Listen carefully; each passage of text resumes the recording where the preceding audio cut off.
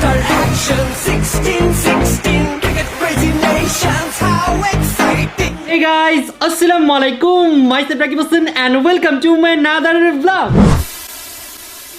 Hello বন্ধুরা, রাকিব হোসাইনের টিআরএই শোরুমে বাংলাদেশের জাতীয় টিমের ক্রিকেটার মেহেদী হাসান মিরাজকে আসা নিয়ে এখন পর্যন্ত শুরু হয়েছে অনেক জল্পনা কল্পনা।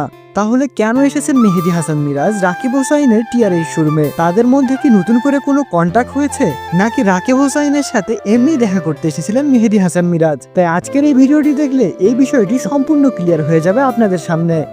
বন্ধুরা, বাংলাদেশের নাম্বার 1 ইউটিউবার এবং কন্টেন্ট ক্রিয়েটর হচ্ছে রাকিব হোসাইন।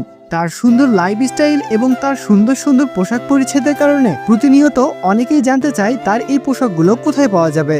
আর সেজন্য রাকিব হোসাইন দিয়েছেন একটি টিআরএই শোরুম। আর তার সেই শোরুমে মূলত দেখা যায় বাংলাদেশের অন্যতম একজন অলরাউন্ডার ক্রিকেটার মেহেদী হাসান মিরাজকে।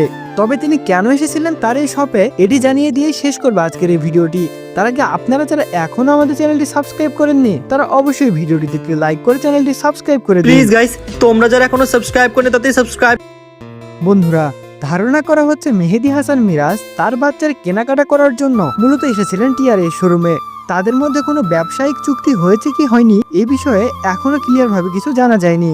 আপনাদের মধ্যে কে কে রাকিব হোসাইনের টিআরএই শোরুমে গিয়েছেন এবং ভবিষ্যতে যাওয়ার চিন্তা ভাবনা আছে, তারা অবশ্যই কমেন্ট করে জানিয়ে দিবেন। আর আপনি একজন রাকিব হোসাইনের ফ্যান হয়ে থাকলে অবশ্যই কমেন্টে রাকিব লিখবেন। ভালো থাকবেন, সুস্থ থাকবেন।